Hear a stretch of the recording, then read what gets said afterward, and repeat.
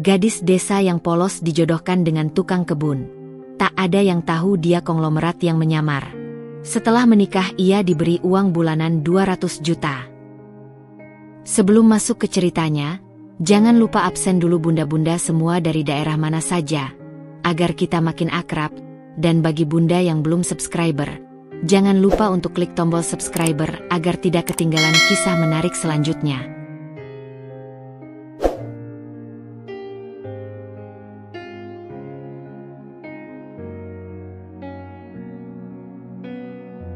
Pagi baru saja merekah di desa Sukajadi. Kabut tipis masih menggantung di antara pucuk-pucuk pepohonan pinus yang membatasi ladang dan perumahan warga. Suara ayam berkokok bersahutan, menyatu dengan deru langkah-langkah ringan yang melintasi jalan tanah kecil. Di tengah desa, berdiri sebuah rumah kayu sederhana beratapkan seng, dengan pekarangan yang rapi penuh tanaman bunga matahari. Disitulah Sinta, gadis berusia 22 tahun, tinggal bersama orang tuanya. Sinta bukan gadis biasa. Meski hidup miskin dan penuh keterbatasan, ia memiliki hati selembut embun pagi. Sikapnya lembut, sopan, dan pekerja keras. Sejak ayahnya menderita kelumpuhan akibat jatuh dari pohon 2 tahun lalu, Sinta menjadi tulang punggung keluarga. Ia menjahit baju, menanam sayur, dan membantu ibunya di ladang demi sekadar menyambung hidup. Pagi itu, seperti biasa, Sinta sedang menyiram tanaman di pekarangan rumah. Rambut panjangnya dikepang sederhana, mengenakan daster bermotif bunga yang mulai pudar warnanya karena sering dicuci. Wajahnya polos, tanpa riasan, namun bersih dan bercahaya. Ibunya, Bu Rukmi, baru saja pulang dari pasar. Wajahnya tampak gelisah. "Sinta, nak, ayo duduk sebentar. Ibu ingin bicara." Sinta meletakkan gayung dan mendekat, menyekat tangannya dengan ujung dasternya. "Ada apa, Bu?" Bu Rukmi menunduk sejenak. Suaranya bergetar saat bicara. "Tadi waktu ibu di pasar, ibu ketemu Pak Mahfud, saudara jauh yang tinggal di kota. Dia cerita bahwa ada seorang pemuda baik-baik yang sedang mencari istri." Sinta mengerutkan kening. "Terus?" "Dia bekerja sebagai tukang kebun di rumah orang kaya di kota. Tapi katanya, anak itu sopan, rajin, dan berniat serius. Mereka minta dicarikan istri dari kampung, yang sederhana dan tidak banyak menuntut." Sinta menunduk. Dalam hati, ada pergulatan. Ia belum pernah pacaran. Hidupnya hanya seputar ladang, dapur, dan menjahit. Namun ia pun tahu, beban di rumah tak akan bisa terus ia pikul sendiri. Jika pernikahan ini bisa sedikit membantu meringankan ibunya, kenapa tidak? Kalau ibu setuju, aku juga nurut saja. Asal bukan orang jahat. Air mata Bu Rukmi menetes. Lalu ia merangkul putrinya erat. "Maaf ya, nak. Ibu tahu ini bukan pernikahan impian. Tapi ibu yakin, lelaki itu baik." 2 hari kemudian, di beranda rumah Sinta, datanglah seorang pria muda. Ia datang bersama Pak Mahfud. Namanya Bagas. Ia mengenakan kemeja putih bersih dan celana jeans yang sederhana. Wajahnya bersih, dagunya dihiasi sedikit janggut tipis. Sorot matanya tenang dan dalam. Sinta menghidangkan teh dan duduk di samping ibunya, malu-malu. Bagas hanya tersenyum singkat. "Saya tahu saya bukan siapa-siapa, Mbak Sinta. Saya cuma tukang kebun di rumah orang kaya di Jakarta. Tapi saya serius ingin menikah. Saya ingin istri yang bisa menemani saya, bukan hartanya. Saya janji, saya akan memperlakukan Mbak Sinta dengan baik." Sinta hanya mengangguk, tak bisa berkata apa-apa. Tapi dari sorot mata pria itu, ia merasakan sesuatu yang tulus. Sesuatu yang tidak dibuat-buat. Dan itu cukup untuk membuat hatinya membuka sedikit ruang untuk harapan. Tak sampai 2 minggu, pernikahan digelar di balai desa. Hanya keluarga dekat dan tetangga yang datang. Tidak ada gaun putih atau pesta mewah. Sinta mengenakan kebaya peninggalan neneknya, dan Bagas hanya mengenakan batik. Namun senyum keduanya tampak tulus dan bahagia. Setelah acara usai dan malam datang, Bagas membawa Sinta masuk ke kamar sederhana mereka. Di sana, ia menyerahkan dompet kecil kepada Sinta. "Ini kartu ATM atas nama kamu. Aku sudah isi. dan setiap bulan akan aku transfer 200 juta ke rekening itu. Gunakan sesukamu. Untuk kebutuhan kamu, keluarga kamu, atau apapun yang kamu mau. Sinta menatap kartu itu seolah melihat benda asing dari luar negeri. Maaf mas, apa maksudnya ini? Bukankah mas cuma tukang kebun? Bagas tersenyum lembut, tapi tak menjawab. Anggap saja ini rezeki dari Tuhan, lewat tangan suamimu. Malam itu, Sinta tak bisa tidur. Di luar, suara jangkrik bersahutan dengan desiran angin malam. Di dalam, pikirannya penuh tanda tanya. Bagaimana mungkin seorang tukang kebun bisa memberikan uang sebesar itu dengan santai? Siapa sebenarnya Bagas? Namun, Sinta tak ingin bertanya lebih jauh. Ia memutuskan untuk percaya. Toh, sejauh ini, Bagas tidak pernah bersikap kasar atau merendahkannya. Justru ia begitu lembut dan penuh perhatian. Mungkin Mas Bagas benar-benar diberi rezeki besar dari Tuhan. Gumam Sinta pelan sambil menggenggam kartu ATM itu. Dan malam itu, tanpa sadar, Sinta telah masuk ke dalam kehidupan yang jauh lebih besar dari yang pernah ia bayangkan.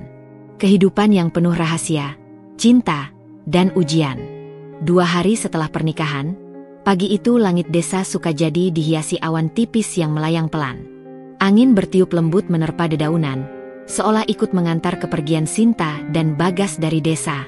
Sinta berdiri di beranda rumah, menatap halaman tempat ia tumbuh sejak kecil. Matanya berkaca-kaca, tapi ia mencoba tersenyum saat Bu Rukmi memeluknya erat. Ingat, nak, dimanapun kamu tinggal nanti, jangan lupa dari mana kamu berasal. Sinta mengangguk dan mencium tangan ibunya dengan penuh hormat. Lalu ia masuk ke dalam mobil sedan hitam yang disopiri oleh seseorang berpenampilan rapi dan diam. Sepanjang perjalanan ke kota, Sinta lebih banyak diam. Ia tidak bisa mengusir rasa gugup dari dadanya. Meski sudah menjadi istri Bagas secara sah, tetap saja ia merasa seperti berada di dunia yang asing. Ia masih menyebut Bagas dengan Mas, dan belum terbiasa dengan cara pria itu bersikap. Lembut, sopan, tapi menyimpan misteri. Mobil melaju menembus jalan tol, hingga akhirnya masuk ke kawasan kota besar yang sangat berbeda dengan desa tempat Sinta dibesarkan. Bangunan-bangunan menjulang tinggi, jalanan penuh kendaraan, dan orang-orang berpakaian necis berlalu lalang dengan cepat. Sinta memeluk tas kecilnya erat-erat, merasa asing di tengah dunia ini. Setelah hampir 4 jam perjalanan, mobil memasuki area perumahan elit. Jalanan di aspal halus, dihiasi pohon-pohon terembesi yang rindang dan lampu taman bergaya Eropa. Di ujung jalan, mobil berhenti di depan sebuah gerbang besi hitam setinggi 3 meter dengan lambang singa emas di tengahnya. Sinta menelan ludah. Mas Bagas bilang dia tukang kebun. Tapi, tempat seperti ini? Gerbang terbuka otomatis saat mobil mendekat, memperlihatkan sebuah rumah megah bergaya klasik Eropa dengan pilar tinggi dan taman yang sangat luas, bahkan lebih besar dari lapangan desa. Bagas membuka pintu mobil dan menoleh padanya sambil tersenyum tenang. Ayo masuk. Mulai hari ini rumahmu juga. Sinta hampir tidak bisa melangkah. Jantungnya berdegup keras. Ia masih belum mengerti, apakah ini rumah majikan Bagas? Ataukah rumah seseorang yang jauh lebih berkuasa? Begitu memasuki halaman, beberapa orang berseragam langsung mendekat dan membungkuk sopan. Selamat datang, Tuan Muda. Selamat datang, Nyonya. Sinta terpaku di tempat. Ia melirik Bagas dengan panik. Mas, kenapa mereka memanggilmu begitu? Ini, rumah siapa? Bagas menoleh, lalu menarik napas dalam-dalam. Aku janji akan menjelaskan semuanya nanti. Tapi untuk sekarang, aku ingin kamu istirahat dulu. Jangan takut. Kamu aman di sini. Sinta diajak masuk melewati pintu depan rumah. Langit-langit ruangan tinggi, dihiasi lampu gantung kristal raksasa. Lantainya dari marmer putih berkilau. Di sisi kanan ada tangga besar berkarpet merah, dan lukisan-lukisan mahal menghiasi dinding. Ya Tuhan, rumah ini lebih besar dari 5 balai desa dijadikan satu. Pelayan perempuan bernama Maya membimbing Sinta ke kamar di lantai 2. Kamar itu bukan sekadar kamar, melainkan suite seluas rumahnya di desa. Tempat tidur berkanopi, jendela menghadap taman mawar, dan kamar mandi dengan bathtub marmer. Sinta berdiri terpaku, tak berani duduk.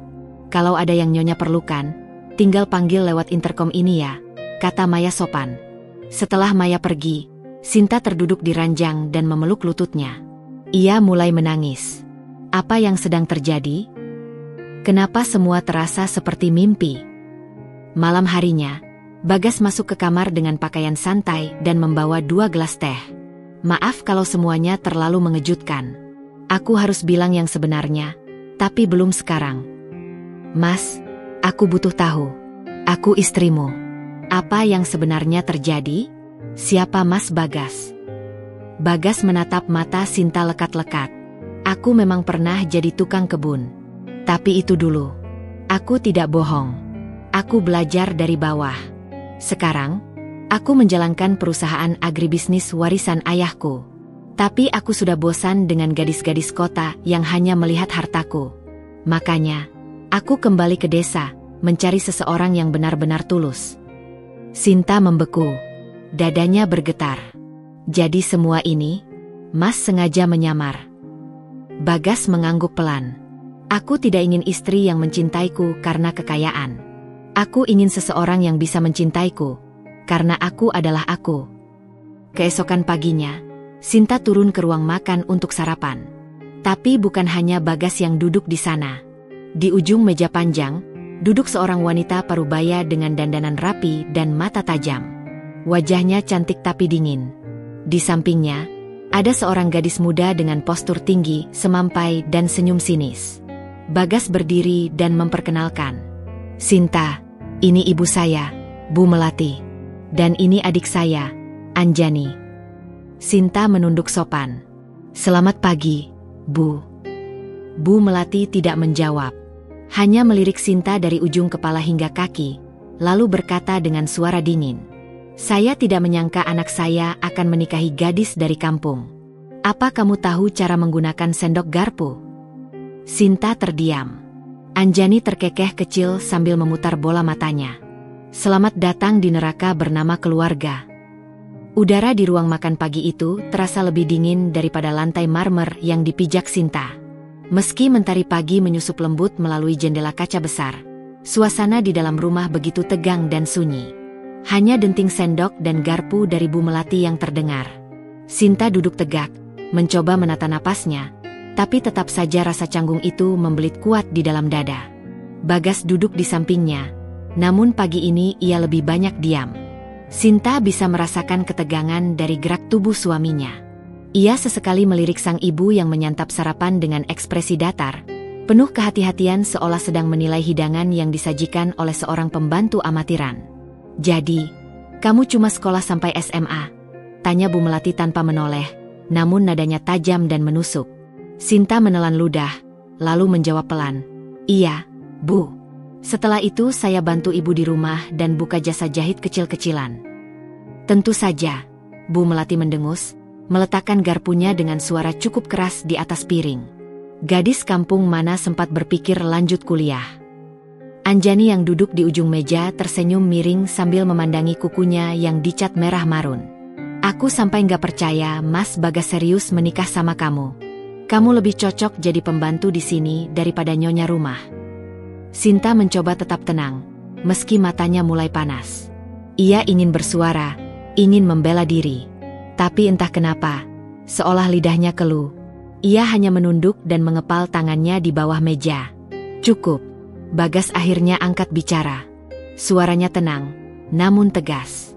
Ibu, Anjani, dia sekarang istri saya.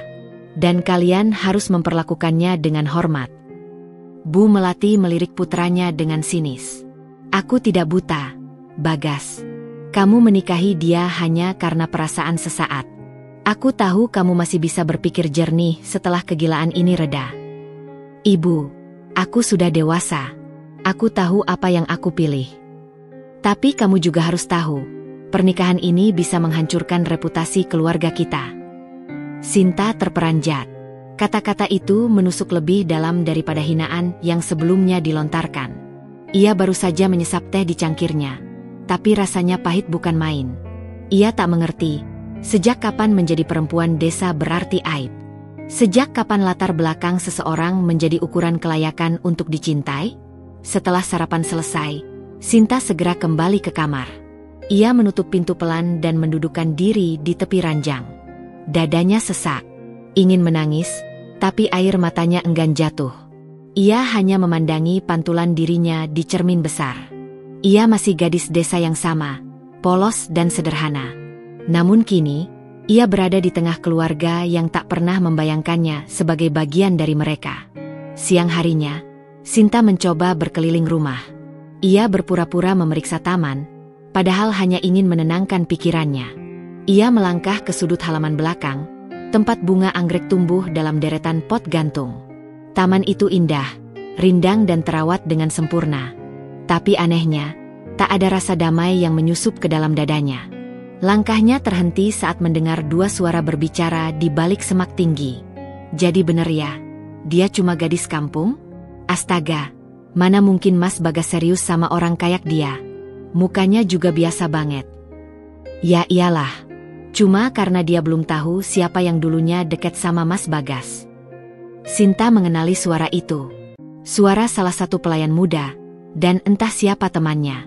Tapi kata-kata mereka menyengat. Gosip mulai beredar. Dirinya sudah jadi bahan omongan di kalangan bawah sekalipun. Ia menggigit bibir, menahan gejolak yang mulai membakar dadanya. Malam harinya, Bagas masuk ke kamar seperti biasa. Ia membawa buku dan duduk di sofa kecil dekat jendela. Sinta memandangi suaminya dari kejauhan. "Mas," panggilnya pelan. Bagas menoleh. "Iya. Aku nggak yakin bisa bertahan di sini." Bagas meletakkan bukunya dan mendekat. "Kenapa kamu bilang begitu?" Sinta menghela napas, suaranya bergetar. Aku tahu ibu dan Anjani benci aku. Bahkan pelayan di rumah ini mulai membicarakan aku. Aku merasa asing di rumah ini. Aku bahkan merasa seperti beban." Bagas menatap Sinta dalam-dalam. Ia mengelus pundak istrinya dengan lembut. "Dengar, Sinta. Kamu bukan beban. Justru kamu satu-satunya yang membuatku merasa hidup lagi. Aku tidak peduli dengan mereka. Aku menikah denganmu karena aku tahu hatimu baik, dan itu tidak bisa ditemukan di dunia penuh topeng ini. Tapi, aku bukan siapa-siapa, Mas." Bagas tersenyum. "Dan itu yang paling kusukai darimu." Untuk pertama kalinya sejak berada di rumah itu, Sinta menangis dalam pelukan suaminya.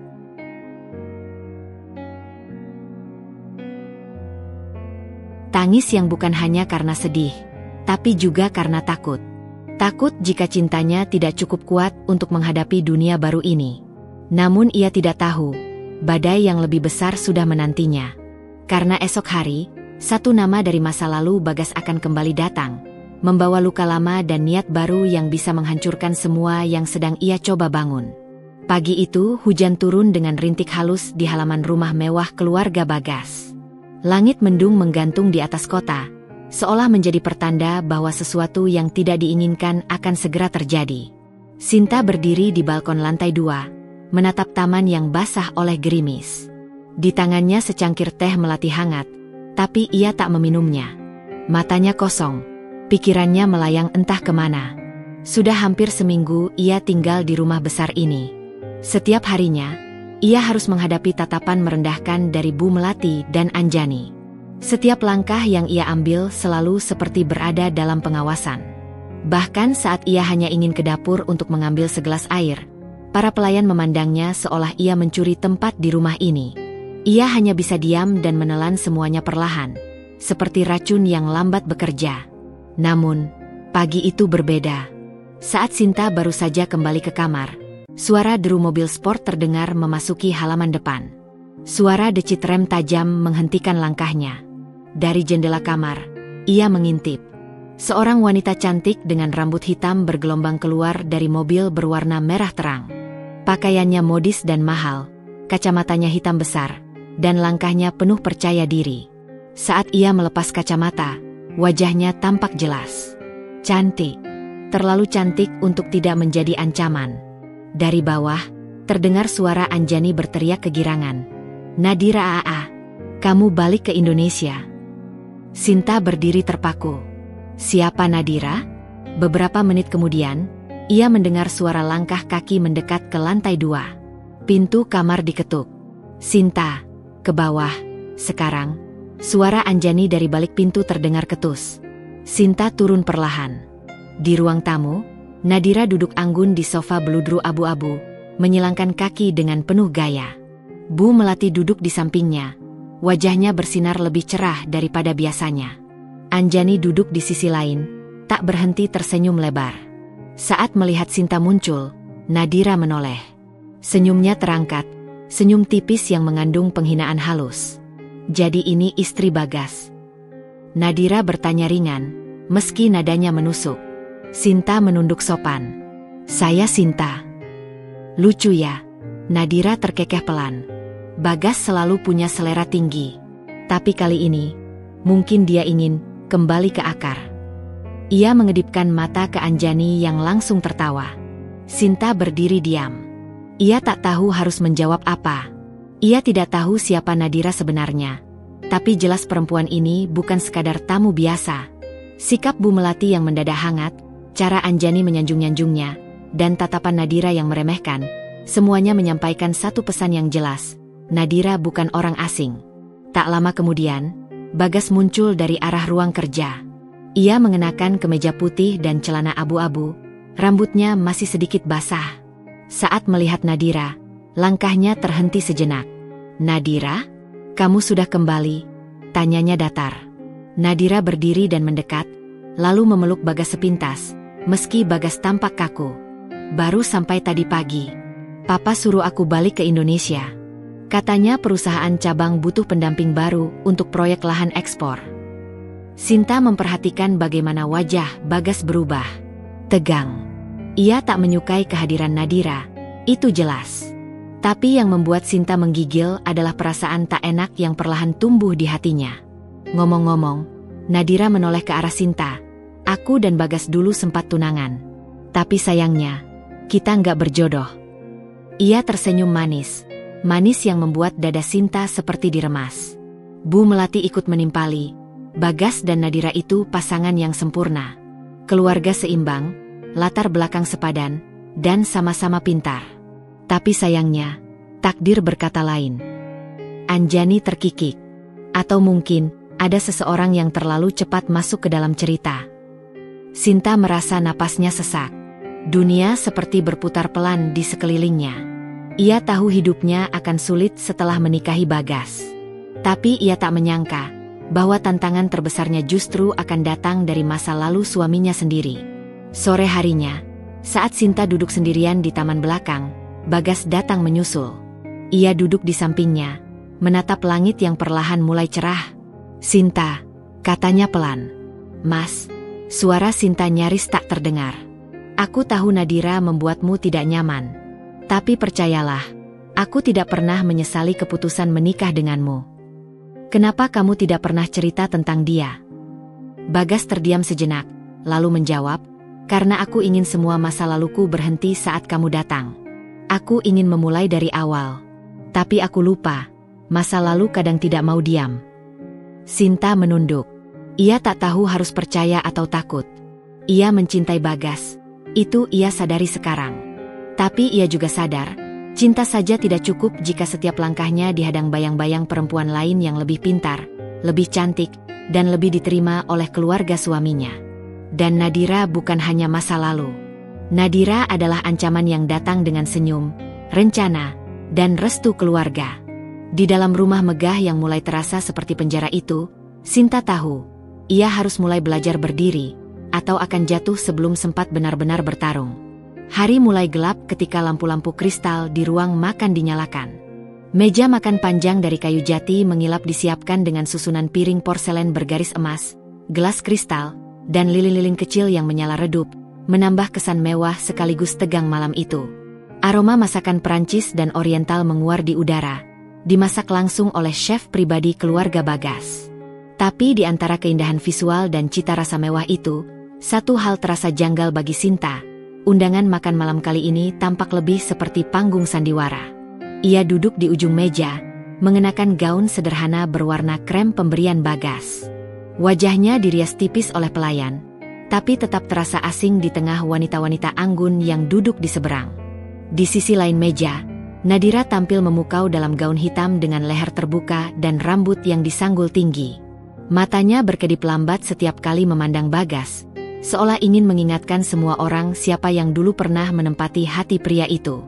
Sinta tak bisa menahan perasaan tidak nyaman saat Nadira tertawa kecil sambil menyentuh lengan Bagas dengan begitu alami.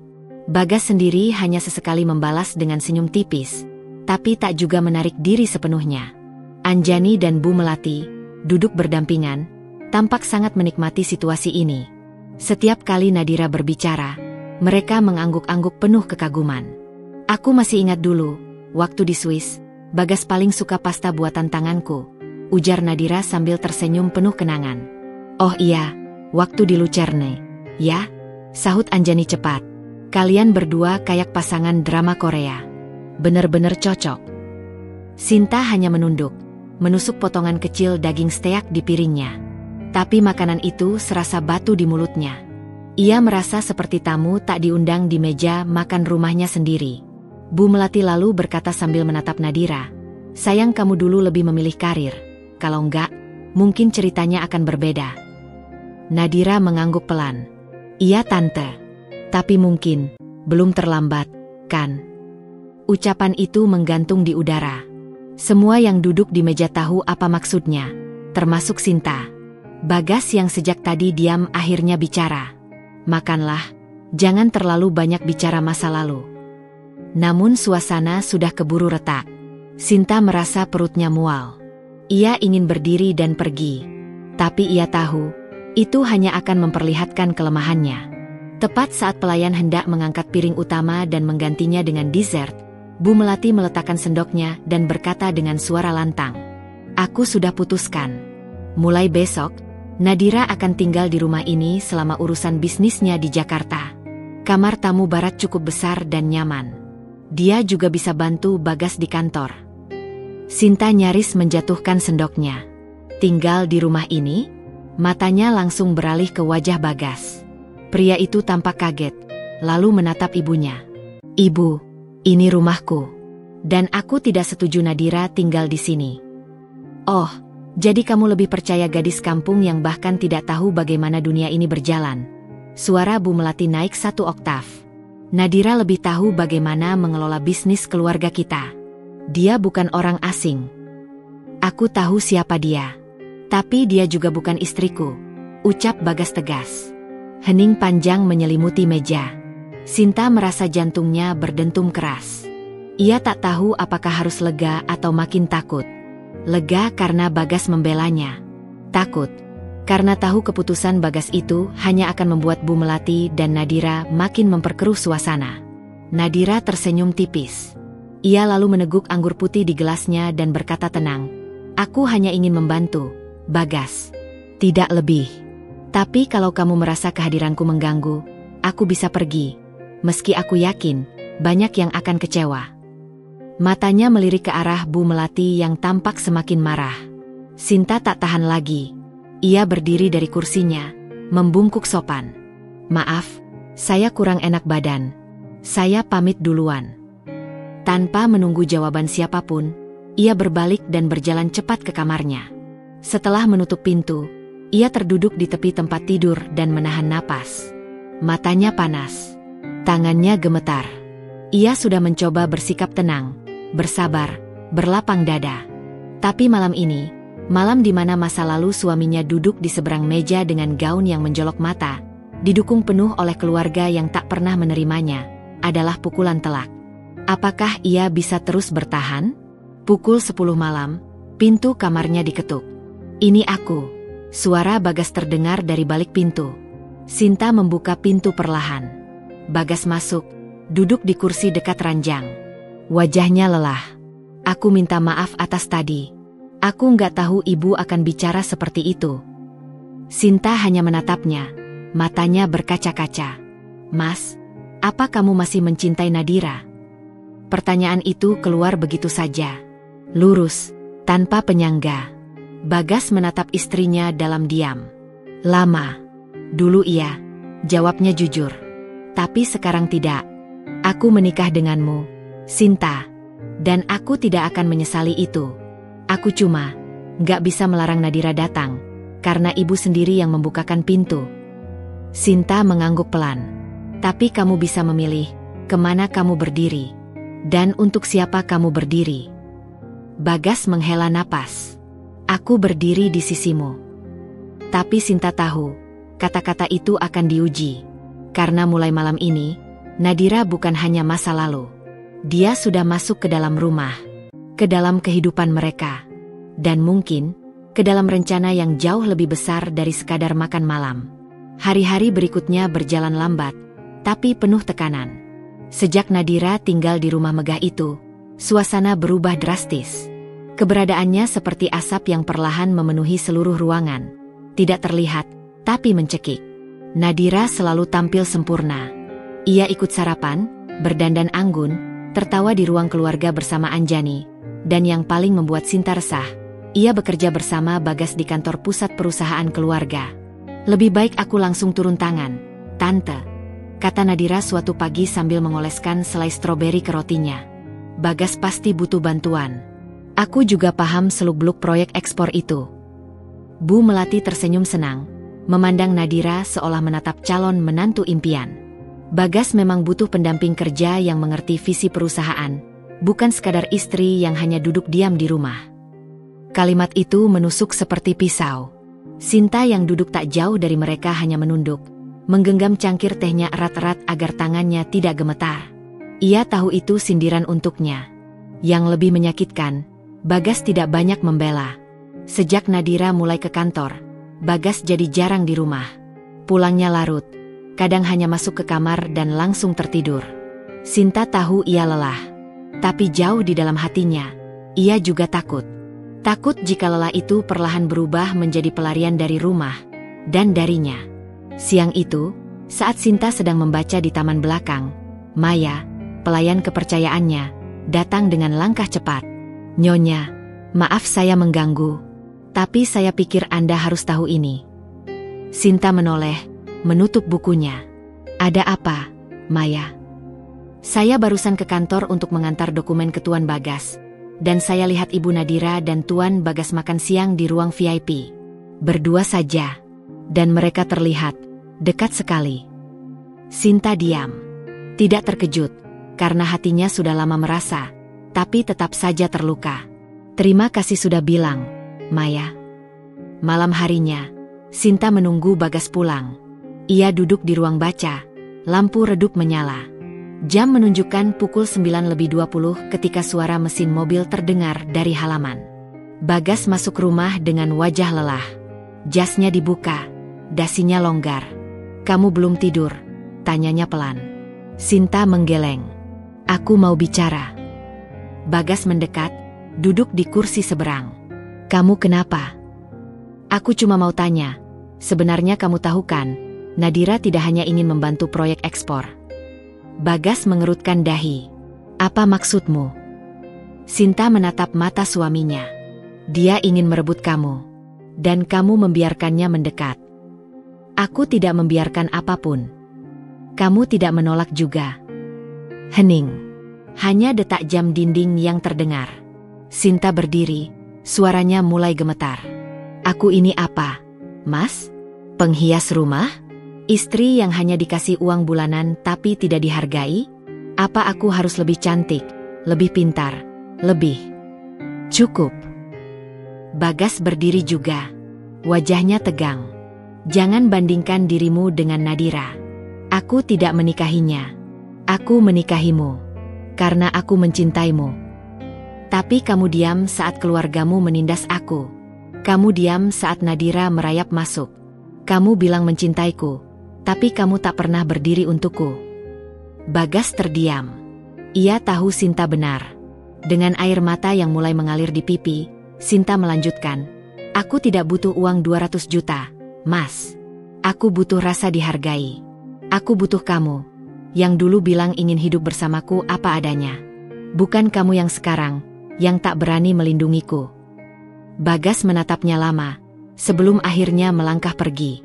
Tidak berkata apa-apa, tidak memeluk, tidak meminta maaf. Sinta terduduk di sofa, menangis sendirian dalam sunyi rumah yang megah namun terasa dingin. Dan dari lantai atas, dari balik balkon yang gelap, seseorang sedang memperhatikan mereka. Nadira, dengan senyum kecil yang muncul di sudut bibirnya. Permainannya baru saja dimulai. Sejak malam itu, rumah megah keluarga Bagas tak lagi terasa seperti tempat tinggal bagi Sinta. Ia hanya berjalan, bernapas, dan menjalani hari-harinya seperti bayangan yang melayang di lorong marmer dan taman berair mancur. Namun dalam diamnya, ada satu hal yang mulai tumbuh perlahan dalam dirinya, kekuatan. Perasaan sakit yang selama ini ia pendam berubah menjadi tekad. Bukan untuk membalas dendam, tapi untuk membuktikan bahwa ia bukan hanya gadis desa yang bisa diremehkan. Ia sadar, jika ia terus menjadi diam, maka lambat laun ia akan benar-benar tersingkir.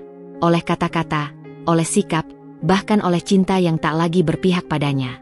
Hari-hari Nadira di rumah itu semakin mengukuhkan posisinya.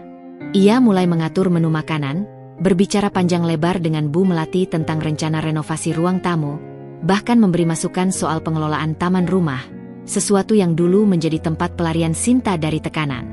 Kehadirannya perlahan menyusup ke tiap ruang, seolah ingin menunjukkan siapa yang benar-benar pantas berada di sana. Yang lebih menyakitkan, media sosial mulai mencium aroma drama rumah tangga keluarga Bagas. Beberapa akun gosip mulai memuat foto-foto Bagas dan Nadira dari acara-acara resmi perusahaan.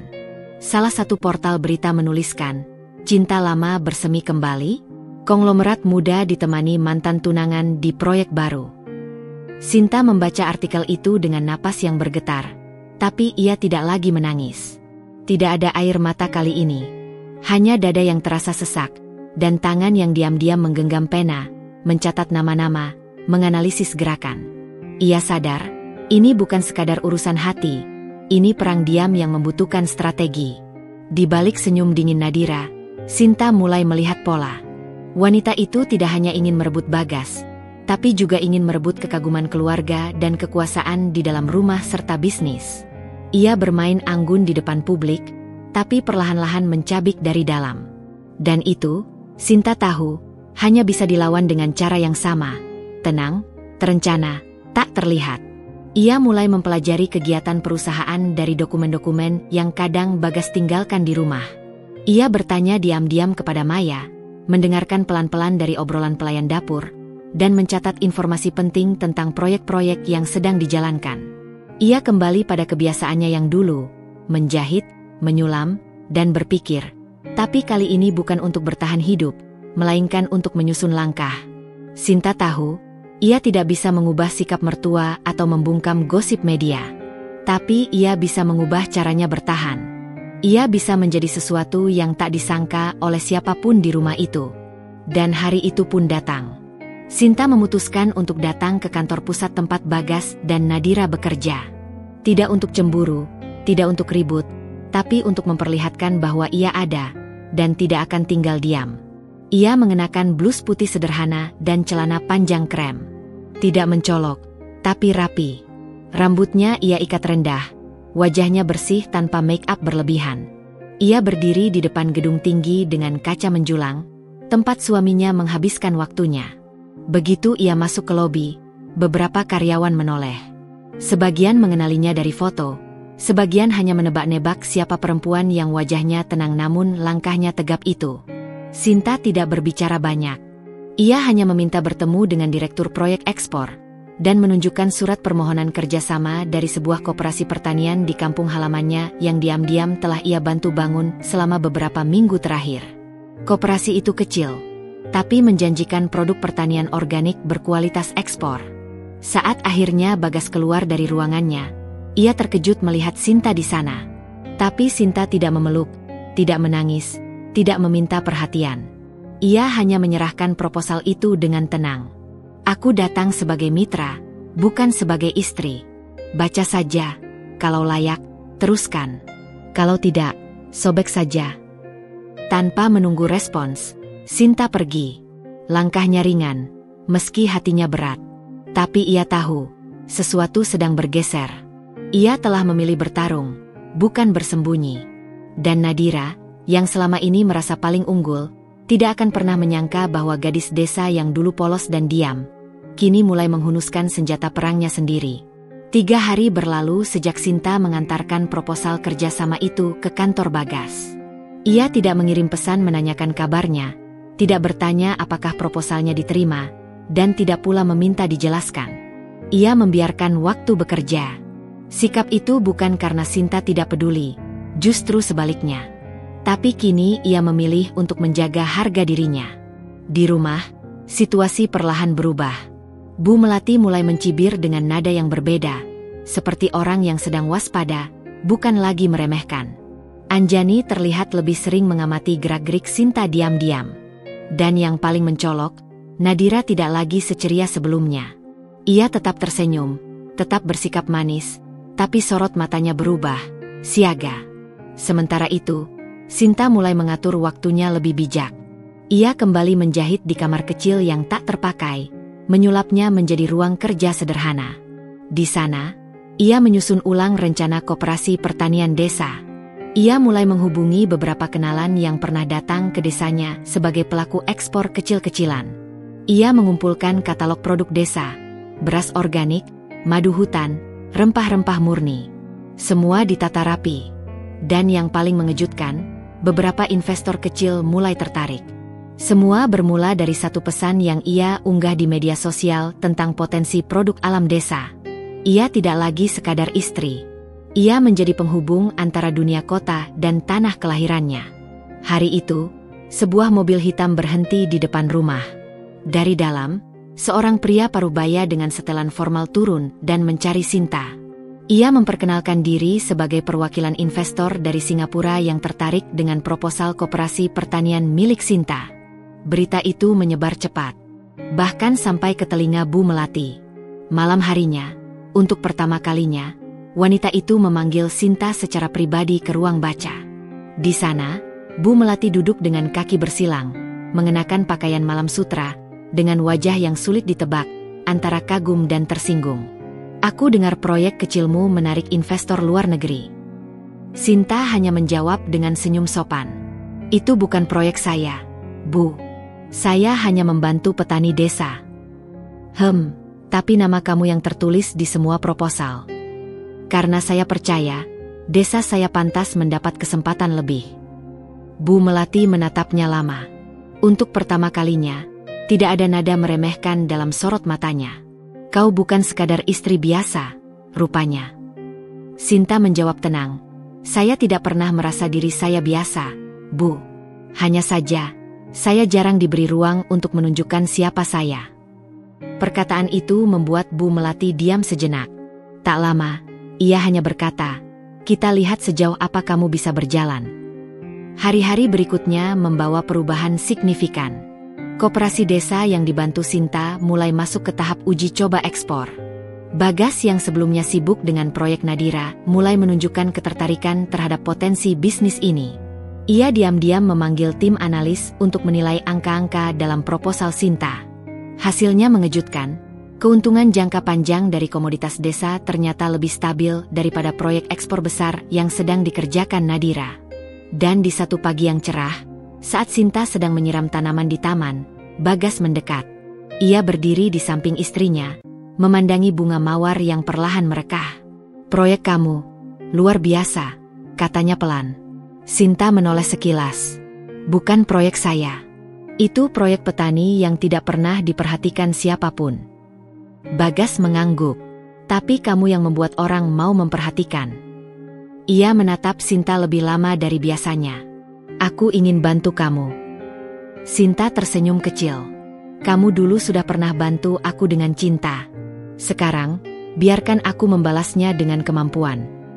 Mereka berdiri berdampingan. Tidak saling berpegangan, tidak ada pelukan. Tapi di antara keheningan itu, keduanya mulai merasakan sesuatu yang dulu sempat hilang, rasa hormat. Sementara itu, Nadira tidak tinggal diam. Ia mulai merasa posisinya goyah. Dalam diam, ia menyusun strategi baru. Jika cara halus tidak berhasil, mungkin sudah waktunya menggunakan cara lain. Cara yang lebih keras, lebih langsung, dan lebih berani. Karena dalam permainan ini, yang paling bertahan bukan yang paling kuat, tapi yang paling sabar. dan tahu kapan saatnya menyerang balik. Rumah megah itu semakin sunyi. Bukan karena tak ada aktivitas, tapi karena ketegangan yang menggumpal di setiap sudutnya. Sejak proyek Koperasi Pertanian Desa Sinta mulai menarik perhatian investor dan media, posisi Nadira di mata keluarga perlahan tergeser. Sorot kekaguman yang dulu ditujukan padanya kini mulai terbagi. Bahkan Bu Melati mulai menunjukkan raut wajah berbeda saat berbicara dengan menantunya yang dulu dianggap gadis kampung polos itu. Namun, Nadira tidak tinggal diam. Ia mulai menunjukkan gelagat tak biasa. Wajahnya tetap manis, senyumnya tetap anggun, tapi sikapnya semakin agresif dalam proyek perusahaan. Ia memaksa tim untuk mempercepat laporan, mendesak bagian ekspor menandatangani kerjasama dengan mitra luar negeri yang belum sepenuhnya diverifikasi. Nadira terburu-buru, dan dalam kecepatan itulah, kerapuhan mulai terlihat. Suatu sore, Bagas sedang duduk di ruang kerjanya. Di depannya, tumpukan laporan dan dokumen yang harus ditandatangani.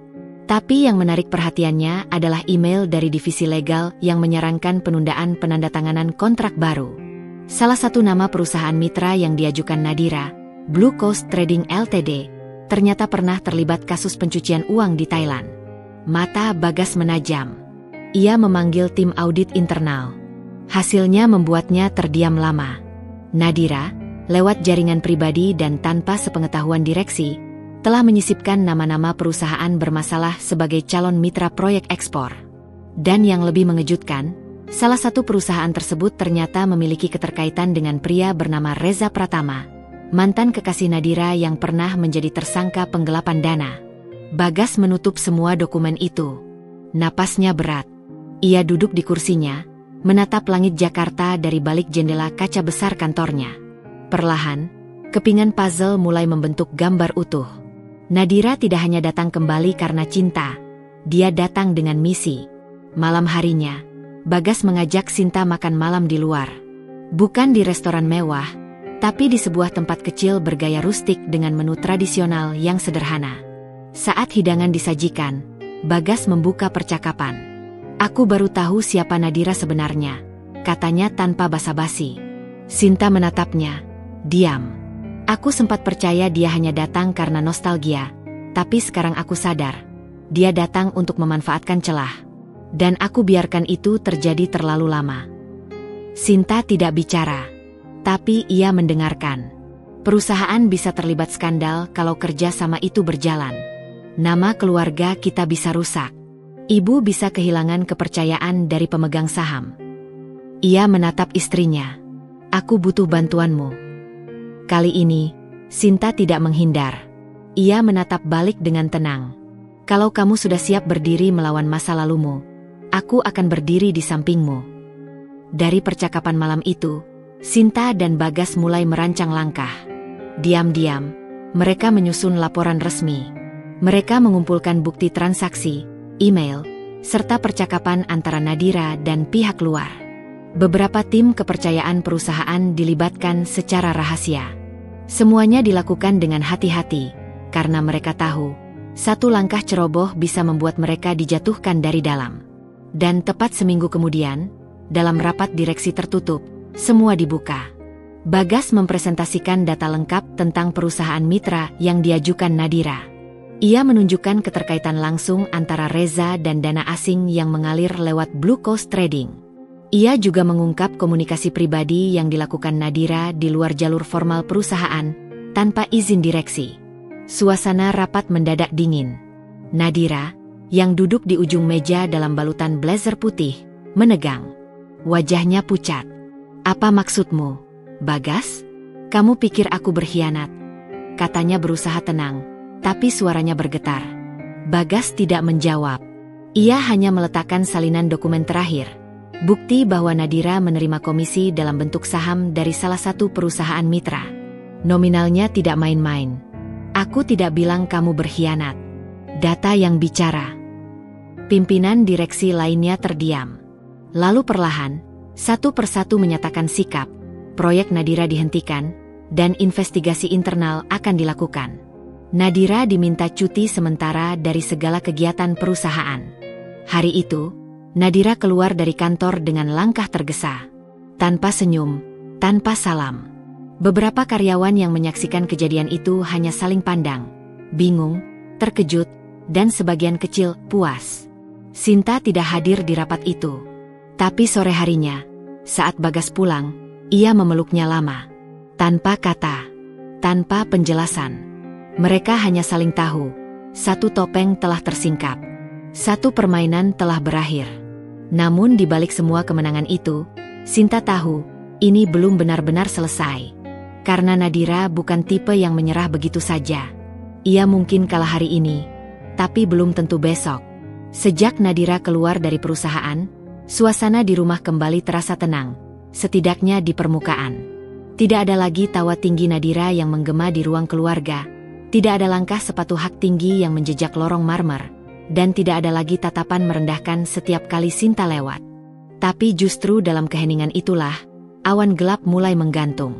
Beberapa hari setelah peristiwa di rapat direksi, Bagas menjadi pendiam. Ia sering menyendiri di ruang kerja, menatap layar tanpa menyentuh keyboard. Bahkan saat Sinta mencoba mengajaknya bicara, ia hanya tersenyum singkat lalu kembali diam. Sesuatu jelas mengganggunya, tapi ia menahannya seperti seseorang yang takut jika kata-kata keluar, maka semuanya akan runtuh. Sinta tidak memaksa. Ia sudah belajar bahwa dalam hubungan, terkadang diam bukan berarti menghindar, tapi sedang menahan badai agar tak menyentuh yang lain. Namun badai itu akhirnya datang juga. Malam itu, sebuah surat datang dari firma hukum yang pernah bekerja sama dengan perusahaan keluarga Bagas. Sinta tidak sengaja menerimanya karena dikira itu dokumen untuk koperasinya. Tapi saat ia membaca alamat pengirim dan nama penerima, matanya terpaku. Untuk Nyonya Sinta Ayu Permata.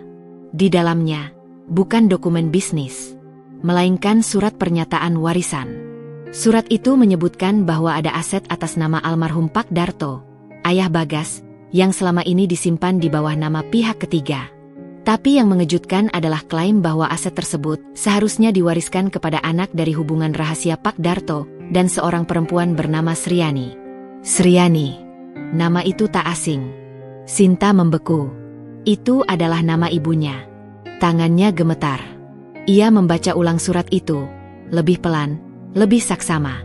Isi surat tersebut mengarah pada kemungkinan besar bahwa Sinta adalah anak kandung dari Pak Darto, yang artinya, ia adalah saudara tiri Bagas. Jantungnya seperti berhenti berdetak.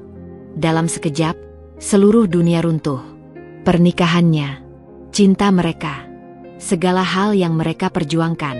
Sinta tak bisa berpikir jernih. Ia berlari ke taman, duduk di bangku kayu di bawah pohon Kamboja, mencoba mengatur napasnya. Tapi logika dan emosi saling bertabrakan. Ia ingin menyangkal, tapi surat itu jelas.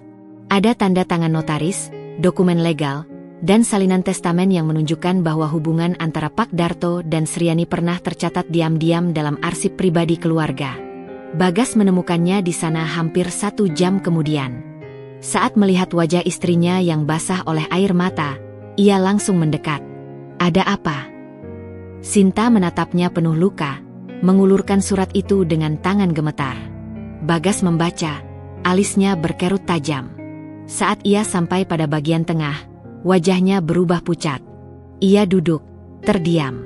Ini tidak mungkin. Siapa Sriani? Mas? Suara Sinta parau.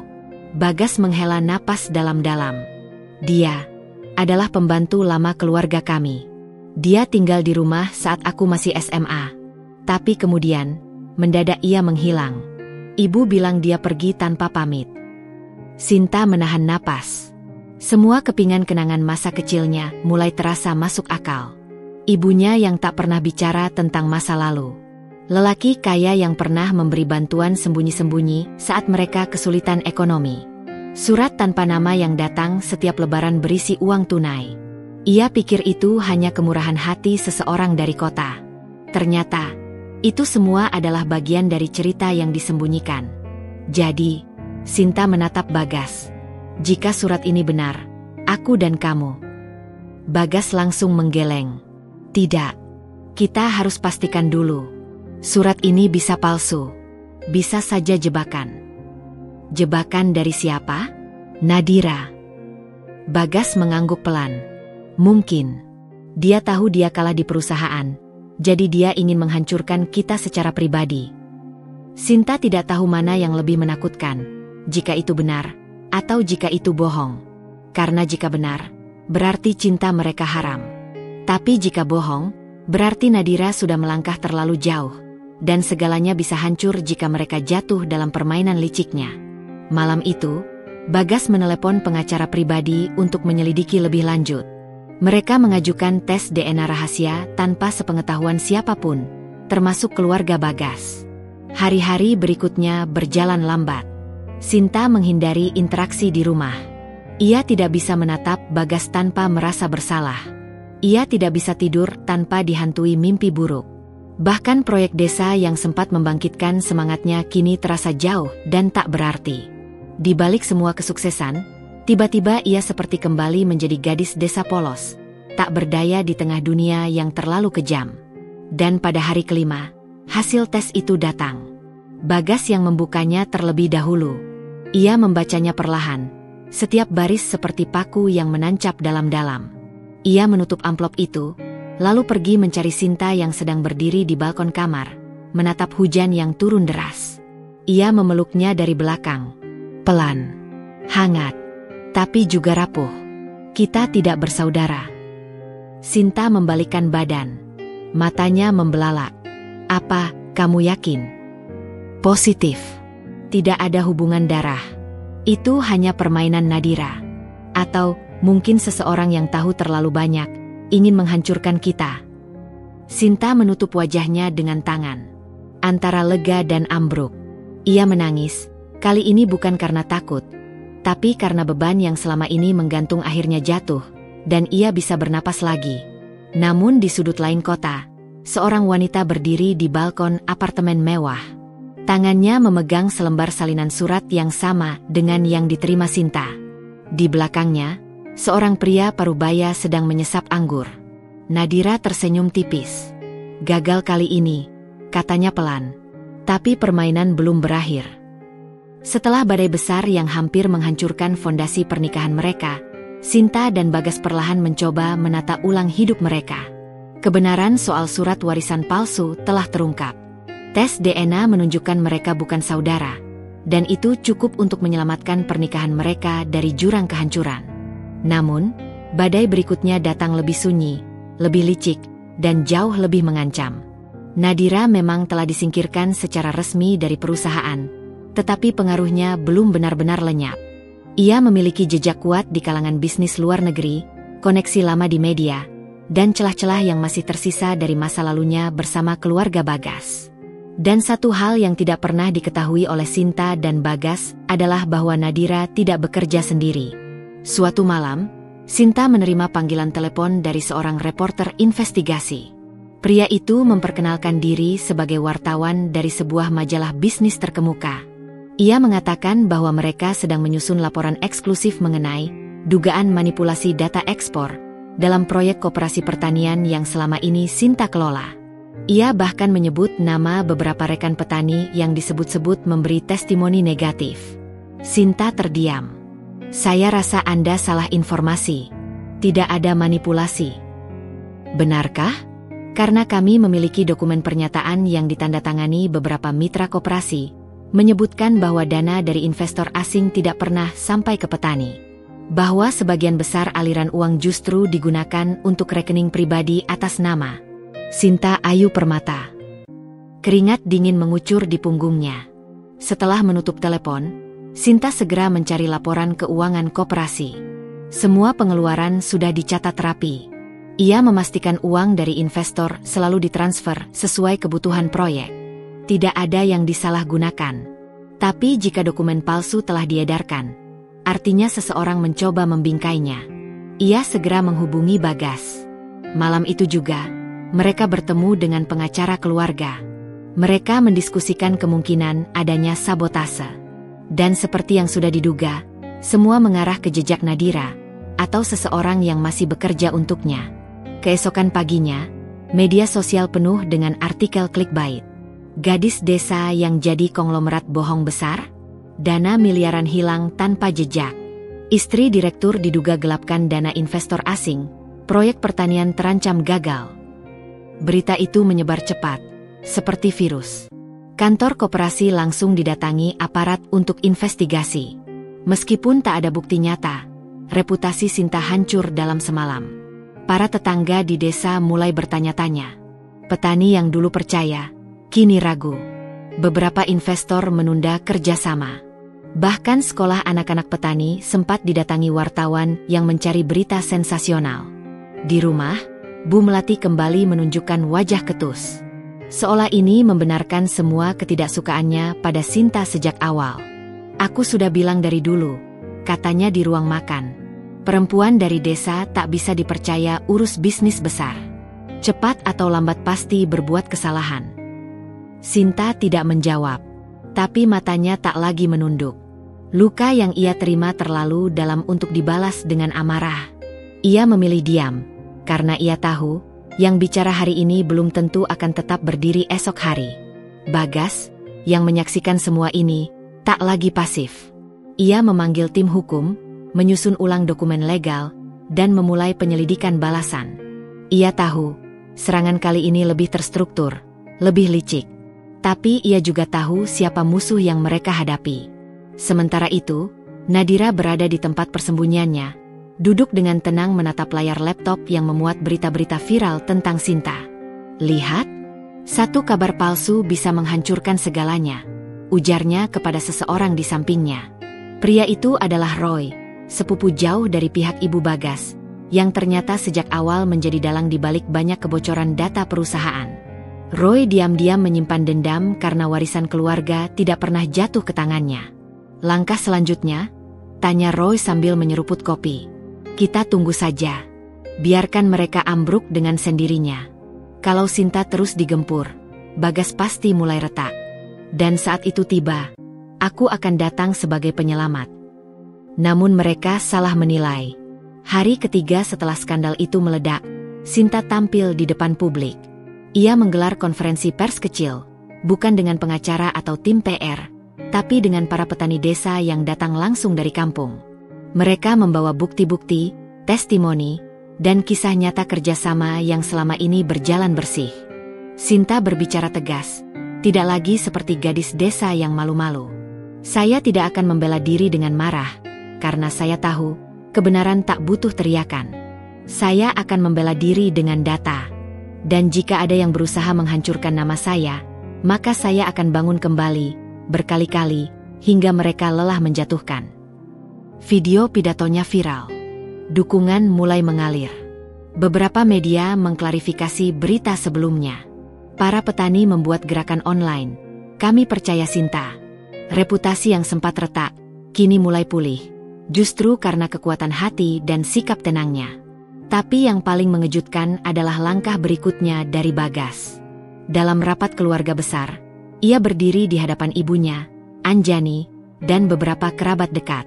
Mulai hari ini, aku dan Sinta akan pindah dari rumah ini. Kami akan membangun rumah sendiri. Dan kami tidak akan melibatkan siapapun dari keluarga dalam urusan bisnis kami ke depan. Bu Melati bangkit dari duduknya. Kau berani bicara seperti itu pada ibumu sendiri? Bagas menatapnya dalam. Aku lebih memilih berdiri bersama wanita yang memperjuangkan harga dirinya dengan jujur, daripada tinggal dalam rumah yang penuh kebohongan dan intrik. Hari itu, Sinta dan Bagas meninggalkan rumah keluarga besar. Tidak dengan amarah, tapi dengan keteguhan. Mereka memilih membangun ulang dari awal, meski sulit, meski penuh rintangan. Tapi mereka tahu, lebih baik membangun rumah di atas batu kecil, daripada tinggal di istana yang pondasinya retak. Pagi itu, mentari menyapu halaman rumah baru Sinta dan Bagas dengan sinar hangat yang jarang mereka rasakan belakangan ini. Rumah itu tidak semewah kediaman keluarga Bagas, tidak juga sebesar villa yang pernah mereka tinggali. Tapi rumah kecil di pinggiran kota itu memiliki sesuatu yang rumah sebelumnya tidak punya, ketenangan. Taman kecil di depan rumah ditanami bunga-bunga hasil tangan Sinta sendiri. Ia mulai kembali pada kebiasaannya merawat tanaman, menyiram di pagi hari, dan duduk di kursi kayu sambil mencicipi teh jahe buatannya sendiri. Di sisi lain, Bagas mulai membangun ruang kerja baru dari garasi lama. Ia memindahkan beberapa file proyek yang masih berjalan ke ruang kecil itu dan mengatur ulang ritme bisnisnya. Mereka memulai semuanya dari bawah, tanpa kemewahan, tanpa sokongan nama besar, tapi dengan semangat yang lebih kuat dari sebelumnya. Setelah peristiwa besar yang hampir menghancurkan nama baik Sinta dan proyek koperasi desa, justru dukungan masyarakat menjadi semakin besar. Petani dari berbagai wilayah mulai menghubungi koperasi yang dikelola Sinta untuk belajar mengelola produk ekspor. Beberapa investor yang dulu sempat menarik diri kembali datang, meminta kerja sama baru. Bahkan Sinta mulai sering diundang ke seminar dan diskusi nasional sebagai narasumber. Ia bukan lagi istri konglomerat yang menerima uang bulanan 200 juta, tapi telah berubah menjadi ikon perempuan tangguh dari desa yang membuktikan diri lewat perjuangan nyata. Namun, meski langit perlahan cerah, awan tipis masih membayangi. Nadira dan Roy, yang sempat menghilang dari pemberitaan, belum benar-benar lenyap. Sampai pada satu malam, saat Sinta dan Bagas baru selesai makan malam, sebuah amplop coklat diselipkan di pagar rumah mereka. Maya, yang sejak awal tetap setia ikut tinggal bersama mereka, menemukannya dan memberikannya langsung pada Sinta. Di dalamnya, hanya ada dua benda. Sebuah salinan akta tanah dari area perkebunan milik keluarga Bagas. Dan foto tua seorang wanita muda bersama seorang bayi. Sinta menatap foto itu dengan kening berkerut. Wanita dalam foto itu adalah ibunya, Sriani. Tapi yang mengejutkan, di belakang foto itu tertulis, "Dia belum selesai. Kau pikir sudah bebas? Salah besar. Tak ada nama, tak ada pengirim." Tapi Sinta tahu, hanya satu orang yang memiliki keberanian dan keangkuhan untuk mengirim pesan seperti itu, Nadira. Foto itu adalah peringatan. Dan akta tanah, sebuah sinyal bahwa permainan akan kembali dimulai, kali ini menyentuh sesuatu yang lebih dalam, warisan lama dan sejarah keluarga. Beberapa hari kemudian, Sinta menerima panggilan dari pengacara yang mengurus harta peninggalan almarhum Pak Darto. Ada gugatan baru yang masuk. Isinya, klaim bahwa Sinta seharusnya mendapatkan bagian dari tanah warisan yang dulu diam-diam diberikan pada Sriani. Gugatan itu berasal dari firma hukum yang, secara tak langsung, berafiliasi dengan Roy. Bagas marah. Ia tahu ini adalah permainan kotor berikutnya, strategi untuk membuat Sinta terlihat sebagai perempuan tamak yang ingin menguasai harta keluarga. Tapi kali ini, mereka tidak akan mundur. Sinta mengambil keputusan besar. Aku akan maju ke pengadilan. Bukan untuk mendapatkan warisan itu, tapi untuk membuktikan bahwa ibuku bukan perempuan simpanan seperti yang mereka katakan. Dia bekerja keras, hidup dengan sederhana, dan mati tanpa menuntut apa-apa. Aku tidak akan membiarkan namanya diinjak demi permainan mereka. Langkah hukum pun dimulai. Media kembali mengangkat kasus ini sebagai skandal lama keluarga kaya. Namun kali ini, Sinta lebih siap. Ia tidak lari, tidak sembunyi. Ia hadir di setiap sidang dengan kepala tegak. Beberapa saksi tua yang pernah bekerja di rumah keluarga Bagas turut dihadirkan. Perlahan, terbongkar bahwa Sriani memang pernah diberi sebidang tanah oleh Pak Darto, tapi tidak pernah diklaim sebagai bagian warisan karena waktu itu Sriani memilih pergi, menghindari konflik. Akhirnya, hakim memutuskan bahwa tanah tersebut sah milik Sriani, dan kini otomatis menjadi milik Sinta sebagai ahli waris. Tidak ditemukan bukti bahwa Sinta menuntut bagian lain dari warisan keluarga Bagas. Semua klaim dari pihak luar yang menyudutkan Sinta dinyatakan tidak berdasar. Publik melihat ini sebagai kemenangan moral. Bukan soal nilai tanahnya, tapi tentang hak seseorang untuk dibersihkan namanya. Sinta menang. Bukan karena dia punya kekuasaan, tapi karena dia berdiri di atas kebenaran. Setelah sidang terakhir, saat ia keluar dari gedung pengadilan, puluhan wartawan menyorot wajahnya dengan kamera. Tapi kali ini, bukan untuk mencari skandal, melainkan untuk mengabadikan kemenangan seorang perempuan biasa atas fitnah, tekanan, dan masa lalu kelam. Sinta hanya tersenyum. Tidak banyak bicara. Ia menggenggam tangan Bagas dan berjalan melewati kerumunan. Dan dari kejauhan, di balik mobil hitam yang terparkir rapi, sepasang mata memperhatikan mereka, penuh dendam yang belum padam. Nadira menatap tajam. Ia tahu ia kalah. Tapi dalam hatinya, dendam masih membara. Ia akan menunggu celah. Karena bagi orang seperti Nadira, kekalahan hanya berarti waktunya belum tepat. Tapi untuk malam itu, langit milik Sinta dan matahari akhirnya bersinar untuknya. Rumah kecil di pinggiran kota itu menjadi saksi diam atas banyak hal. Luka, kebangkitan, dan cinta yang terus diuji. Setelah memenangkan gugatan tanah dan membersihkan nama ibunya, Sinta seharusnya bisa bernapas lega. Namun, kedamaian yang mereka dambakan tak benar-benar pulih sepenuhnya. Luka-luka itu masih ada, bukan karena belum sembuh, tapi karena terlalu dalam untuk dilupakan begitu saja. Dan meskipun Sinta kuat, ia juga manusia. Ada hari-hari ketika ia bangun dengan dada berat, menatap langit dan bertanya dalam hati, kenapa harus aku? Di sisi lain, Bagas sibuk mengurus perusahaan barunya. Ia memisahkan diri dari struktur perusahaan keluarga dan mendirikan entitas baru dengan visi lebih jujur dan transparan.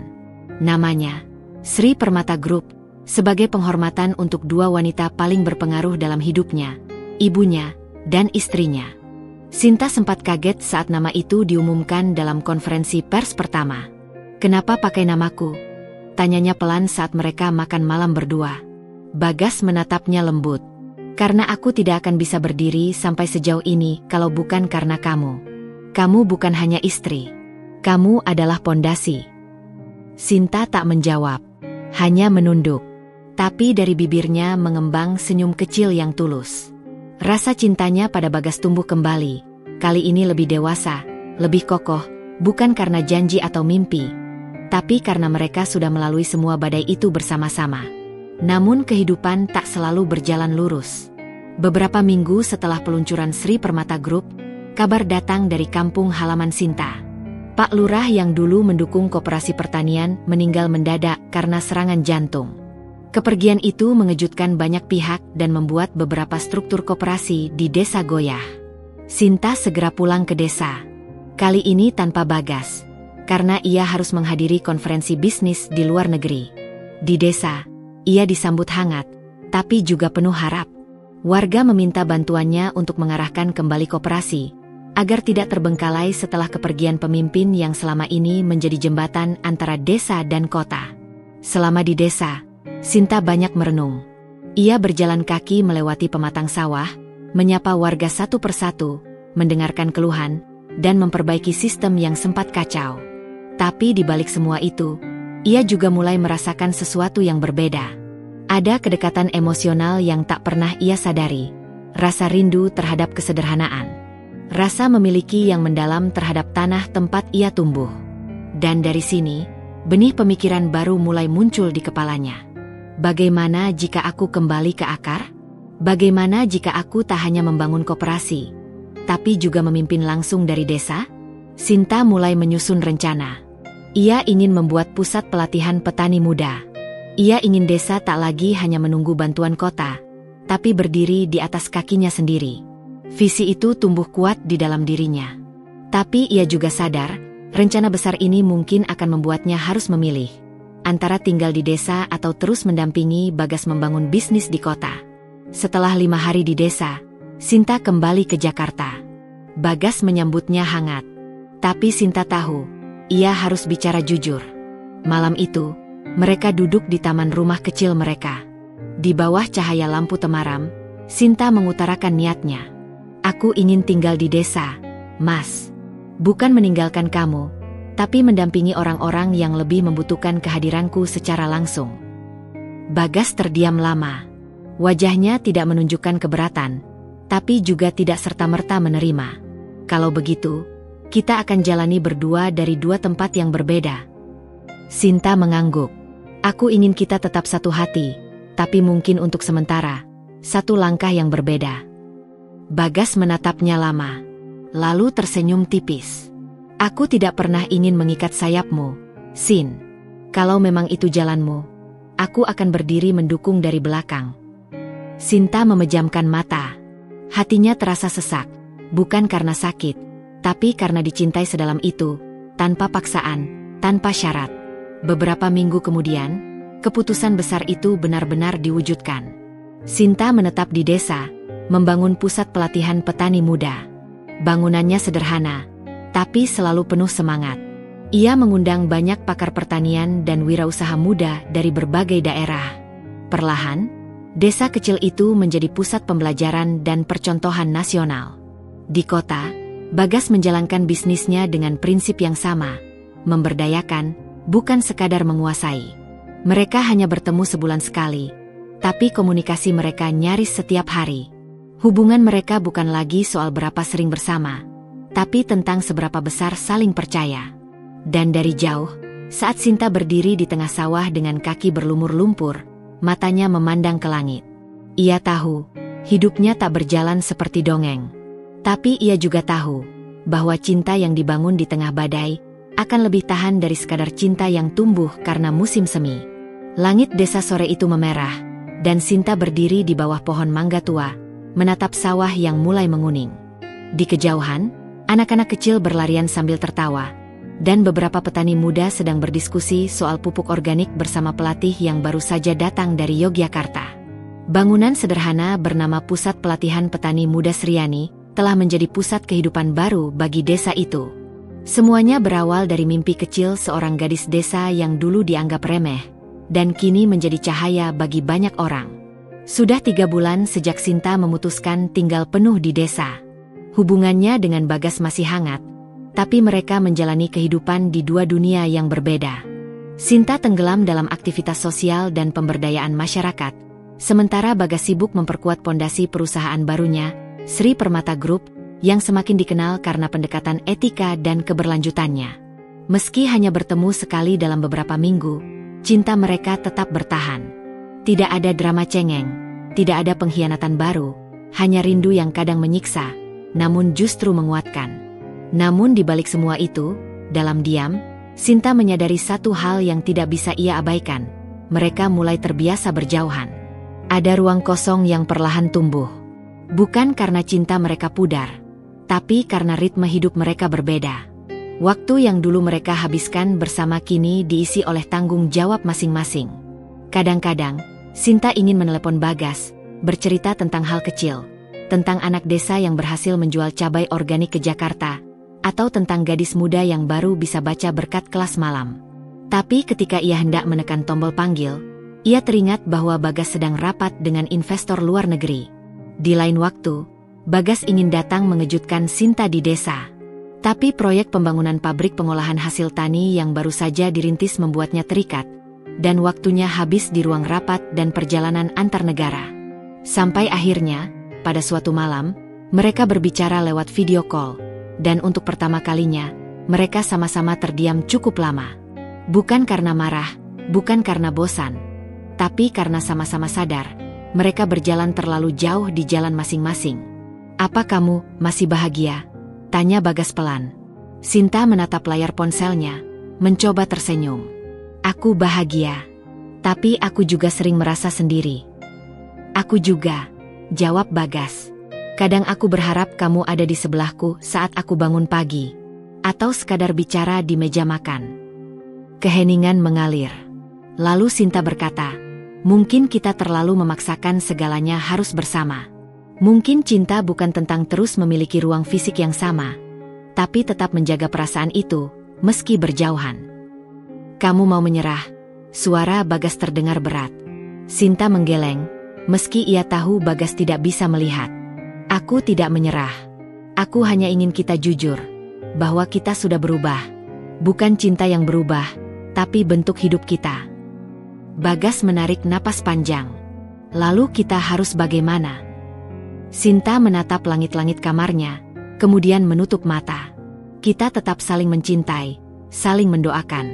Tapi untuk saat ini, mungkin kita perlu berhenti berusaha menyesuaikan semuanya agar tetap sama seperti dulu. Kita harus membiarkan cinta itu menemukan bentuk barunya, meski tidak seperti yang kita bayangkan." Percakapan itu berakhir tanpa keputusan pasti. Tidak ada kata putus, tidak pula janji akan tetap bersama. Hanya kejujuran, dan itu jauh lebih menyakitkan daripada sekadar perpisahan. Dalam hari-hari berikutnya, Sinta melanjutkan hidupnya di desa. Tapi ada yang berubah. Ia tidak lagi menghitung hari menunggu Bagas datang. Ia tidak lagi memeriksa ponsel setiap malam. Bukan karena ia berhenti mencintai, tapi karena ia sudah membebaskan cinta itu dari segala ikatan yang menyakitkan. Bagas pun menjalani hidupnya di kota. Ia tetap menyebut nama Sinta dalam doa setiap malam. Tapi ia tahu, cinta mereka kini seperti matahari dan bulan. Tak bisa bersinar dalam langit yang sama, tapi keduanya tetap memiliki tempat masing-masing di jagat semesta. Suatu pagi, Sinta menerima kiriman paket dari Jakarta. Di dalamnya, ada sebuah jurnal berkulit coklat tua dan surat kecil bertuliskan tangan Bagas. Untuk semua cerita yang belum sempat kau bagi, aku ingin membacanya, kapanpun kamu ingin menuliskannya. Karena meski kita tak lagi berbagi atap, aku tetap ingin menjadi tempatmu pulang, meski hanya lewat kata-kata. Bagas. Sinta menahan air matanya. Ia membuka jurnal itu dan mulai menulis. Hal-hal kecil yang ia alami setiap hari. Bukan untuk dikirim, tapi untuk disimpan. Hingga mungkin suatu hari nanti, jalan mereka bertemu kembali. Dan jika tidak, setidaknya cinta itu pernah tumbuh, mekar, dan bertahan, tanpa harus memiliki sepenuhnya. Hidup berjalan, seperti sungai yang terus mengalir meski hujan sudah berhenti. Begitu juga kisah antara Sinta dan Bagas. Mereka tak pernah benar-benar putus, tapi juga tak lagi sepenuhnya bersama. Di antara jarak dan waktu, ada ruang yang tidak bisa mereka isi dengan kehadiran, hanya dengan kenangan. 3 tahun telah berlalu. Sinta kini dikenal sebagai penggerak desa mandiri. Pusat pelatihan yang ia dirikan telah melahirkan puluhan wirausahawan muda di sektor pertanian dan UMKM. Desa tempat ia tinggal telah berubah menjadi percontohan nasional. Dan setiap bulan ia diundang ke berbagai kota untuk memberi pelatihan dan berbicara tentang pemberdayaan perempuan, keadilan sosial, dan keberanian membangun dari akar. Sementara itu, Sri Permata Group di bawah kepemimpinan Bagas berkembang menjadi salah satu perusahaan agribisnis terkemuka di Asia Tenggara. Bagas tetap rendah hati, dan selalu menyebutkan dalam setiap wawancara. Kesuksesan ini tidak akan ada tanpa seorang perempuan desa yang dulu mengajari saya tentang kejujuran dan keberanian. Mereka masih saling kirim kabar, sesekali, lewat kartu pos, jurnal, atau foto-foto sederhana. Tidak setiap minggu, tidak setiap bulan, tapi cukup untuk membuat satu sama lain tahu, mereka masih ada. Hingga pada suatu pagi di bulan Desember, Sinta menerima undangan.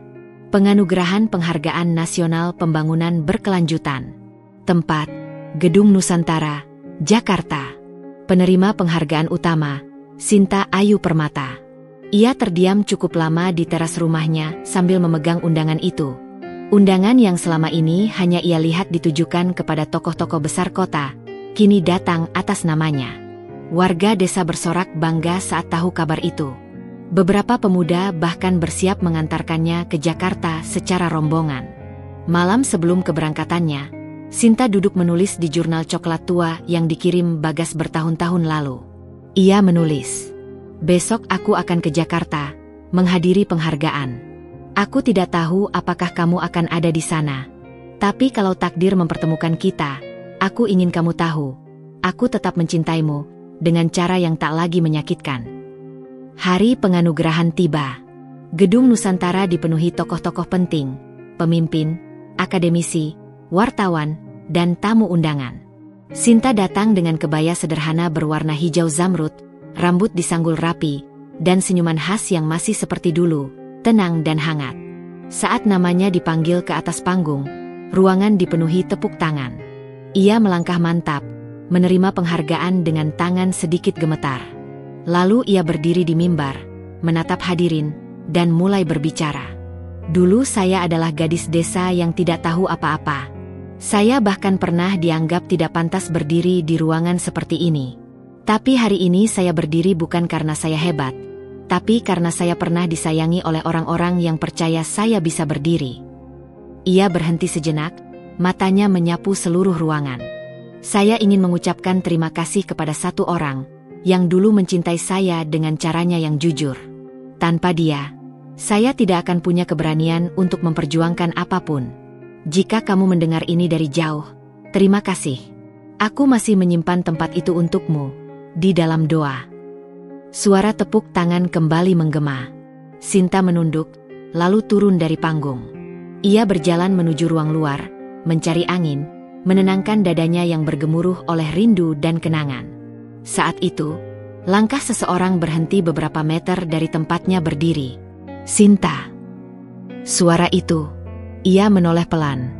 Bagas. Pria itu berdiri dengan jas hitam sederhana. Senyumnya masih sama seperti dulu. Tapi wajahnya sedikit lebih dewasa, lebih tenang, dan matanya masih menyimpan hangat yang sama. Mereka hanya saling menatap. Tidak ada pelukan. Tidak ada air mata. Hanya keheningan yang padat makna. Aku dengar pidatomu, kata Bagas. Aku tidak tahu kamu datang, jawab Sinta pelan. Mungkin semesta tahu. Kita butuh satu pertemuan terakhir. Sinta menatapnya lama, lalu tersenyum. Atau satu awal yang baru. Bagas mendekat satu langkah. Kalau memang waktunya sudah tepat. Angin malam menyapu pelan, membawa aroma bunga kenanga dari taman. Dan di sana, di tengah keramaian orang-orang penting dan riuh tepuk tangan, dua jiwa yang sempat dipisahkan oleh takdir akhirnya bertemu lagi. Bukan dengan janji, bukan dengan kata-kata besar, tapi dengan kesadaran bahwa cinta sejati tidak harus selalu memiliki sepanjang waktu. Terkadang, ia cukup menunggu, diam-diam, hingga semesta kembali mempertemukan. Beberapa bulan kemudian, di halaman rumah kecil yang dulu pernah mereka tinggali bersama, Sinta dan Bagas duduk berdampingan. Tak ada pertanyaan, setelah ini bagaimana? Tak ada janji, kita akan selamanya. Hanya dua orang yang telah dewasa bersama luka dan perjuangan. Siap memulai lagi, dari tempat yang paling sunyi, paling jujur, dan paling sederhana. Hati. Pagi di rumah kecil itu datang seperti biasa. Tidak ada suara dering telepon bisnis, tidak ada rapat daring, tidak ada langkah tergesa. Hanya suara ayam berkokok dari kandang belakang, aroma teh melati dari dapur, dan sinar mentari yang masuk perlahan ke jendela kayu yang dibiarkan setengah terbuka. Sinta berdiri di dapur, mengenakan daster sederhana, mengiris bawang merah sambil sesekali menyeka air matanya yang bukan karena sedih, tapi karena bumbu masakan. Di ruang tamu, Bagas sedang menyiram tanaman-tanaman kecil yang mereka tanam bersama beberapa minggu lalu. Pucuk-pucuk hijau yang tumbuh dari pot tanah liat yang dulu dibeli Sinta dari pasar desa. Mereka kini hidup tenang. Bukan sebagai pasangan konglomerat yang dielu-elukan media. Bukan sebagai tokoh publik yang dikelilingi kamera. Tapi sebagai dua orang yang memilih untuk menetap di tempat hati mereka akhirnya pulang.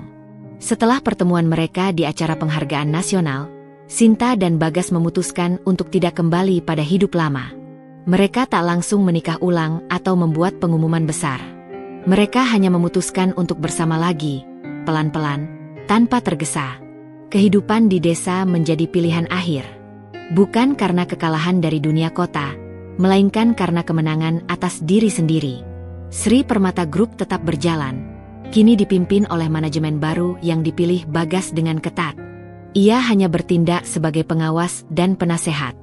Ia lebih memilih menghabiskan hari-harinya di desa, membantu Sinta memperluas program pemberdayaan dan pelatihan desa-desa lain yang datang meminta kerjasama. Pusat pelatihan itu kini berkembang menjadi Yayasan Sriani Mandiri, dengan cabang di 5 provinsi.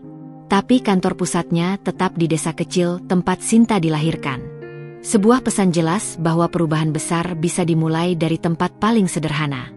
Malam-malam mereka tak lagi diisi dengan diskusi strategi bisnis, tapi dengan hal-hal kecil.